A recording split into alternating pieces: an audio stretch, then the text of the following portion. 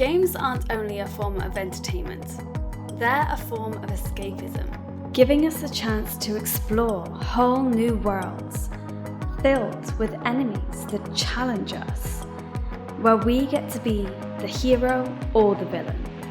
And we can level up new skills unattainable in the real world. It allows us to feel the thrill of being someone else, and of getting to know or fight rich and diverse characters. Or even to work hard for a small town as a regular citizen in order to pay off your mortgage. Yep, I'm talking about Animal Crossing. This is a game that's built up a dedicated following, even though it lacks a clear goal, player progression, enemies, and most other mechanics that have become ingrained into gaming culture.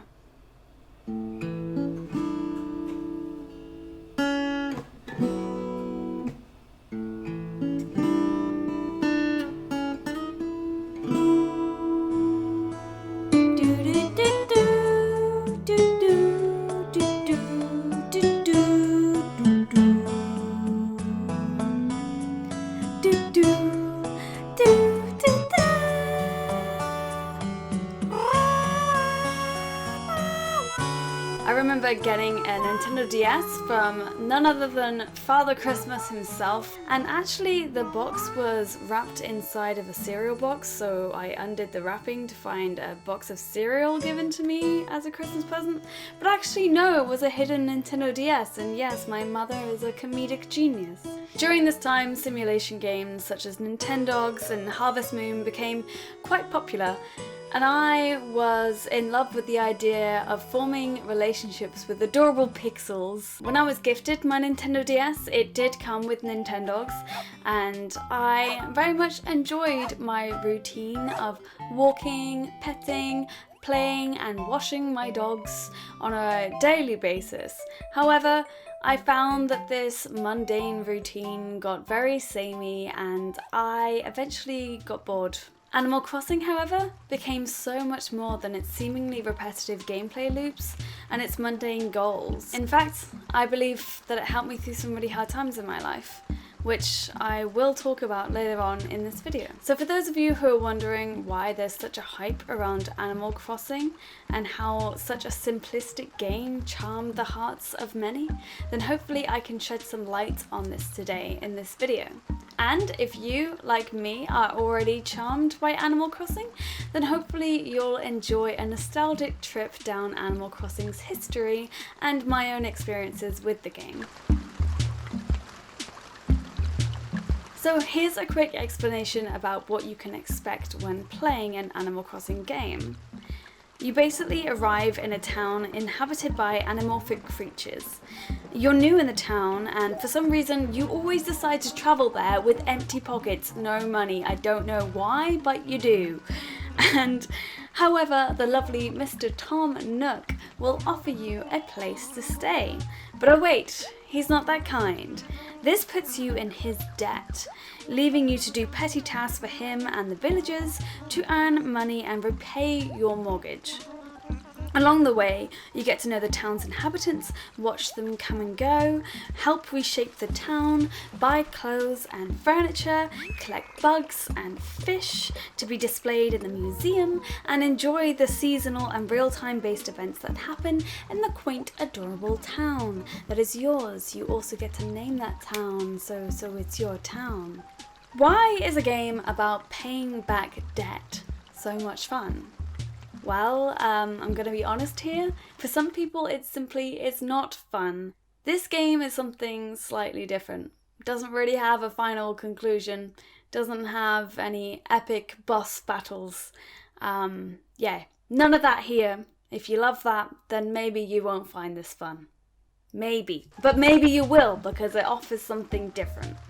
Animal Crossing is honestly one of the handful of games that I played at such a young age that helped me view my own life slightly differently.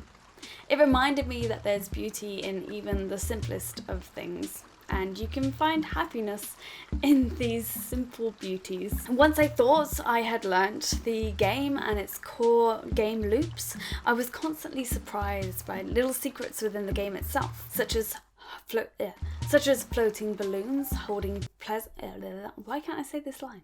Such as floating balloons holding presents, golden bells hidden within rocks, new guests visiting the town, and even Rossetti himself shouting at me when I had forgotten to save the game, but oh my gosh, maybe my battery just died. I did not mean to save the game, not on purpose, and please just stop yelling at me because I just want to play the game and you just keep going on and on and on, and I understand you're angry, just please, I did not mean to.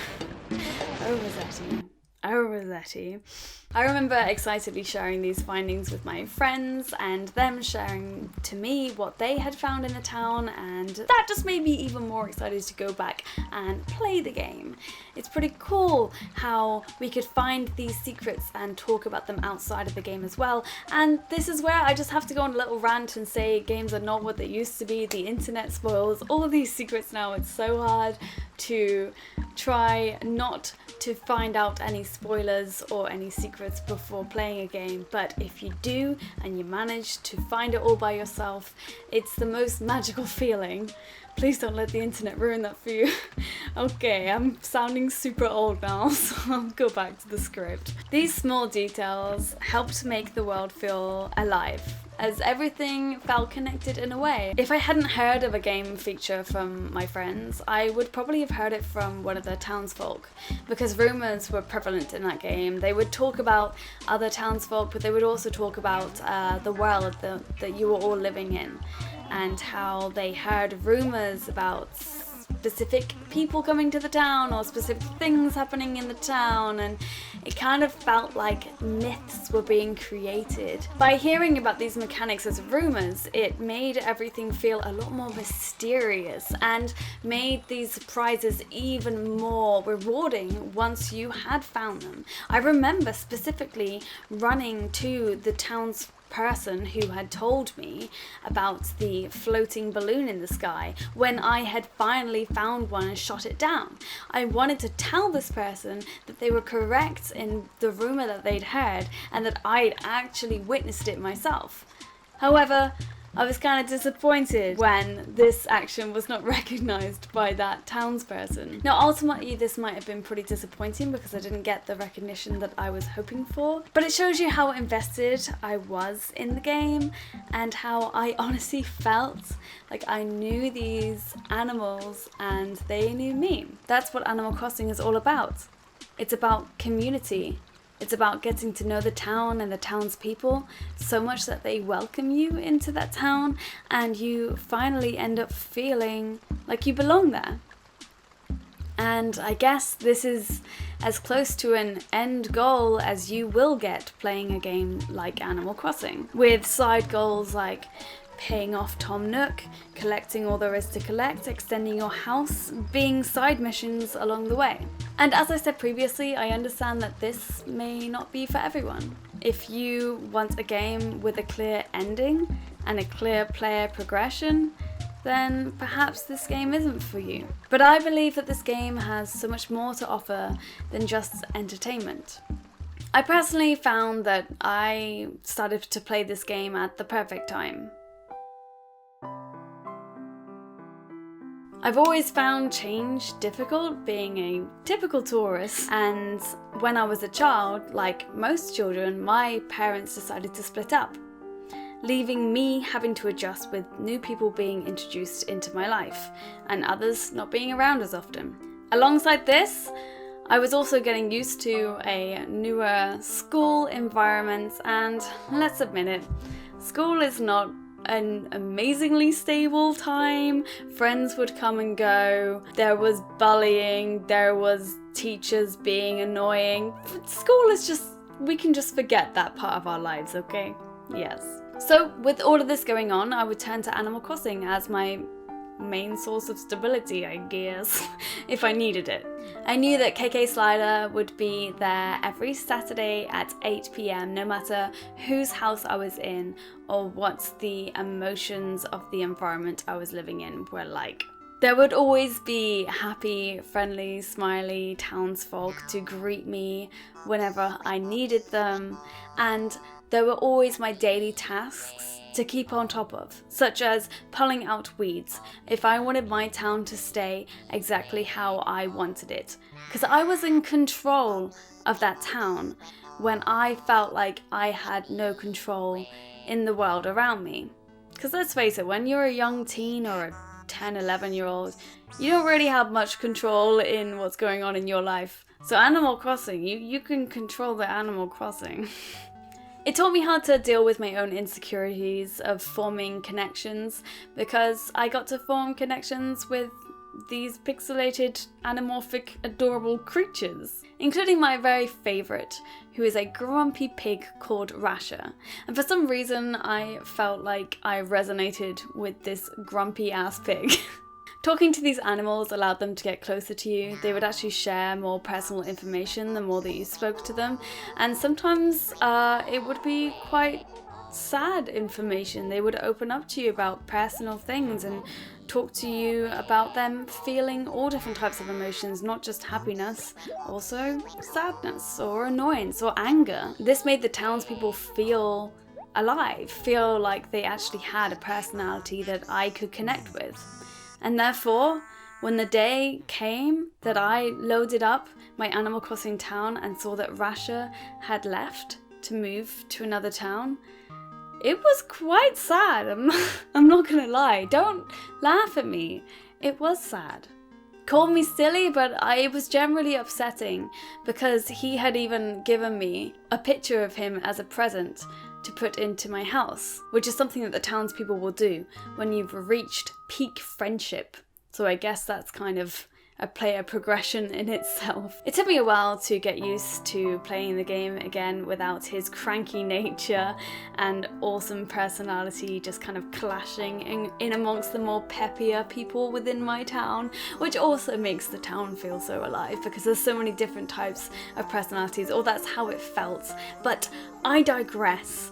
Ultimately, what I'm trying to say is that this game helped me get over my fear of being left, because the townsfolk, no matter how close to them you were, some of them would just leave, but then they would get replaced by new characters for you to get to know. And just because they left did not mean that I stopped playing Animal Crossing.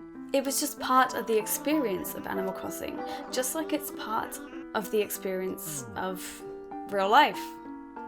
People leave, new people come. That's okay.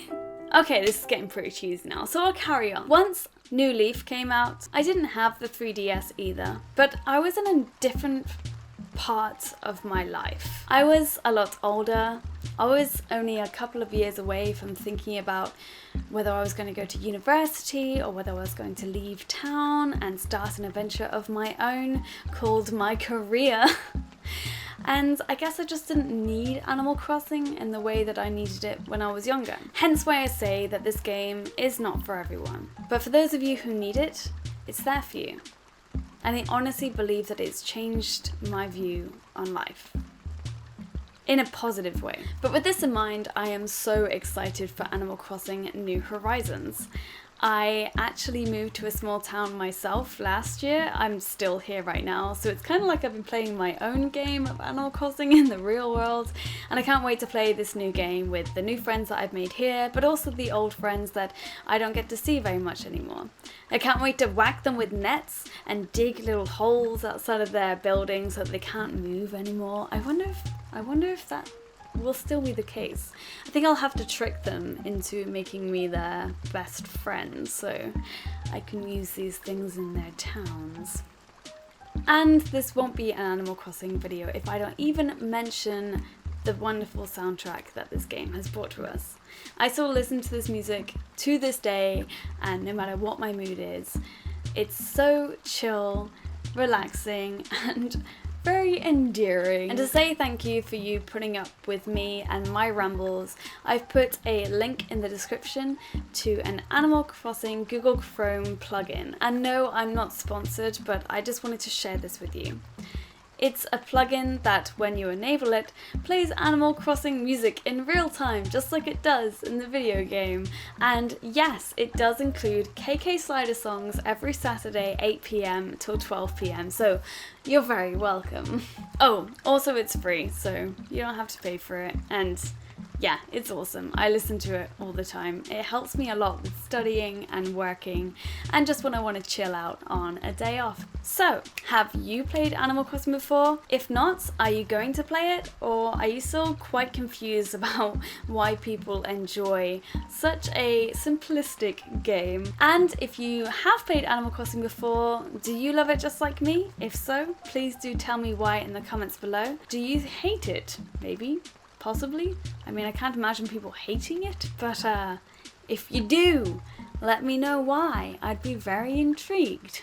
Anyway, thanks again for listening to my rambles, and I hope you enjoy the game if you are like me and have it on pre-order. Have a lovely day or evening. Bye!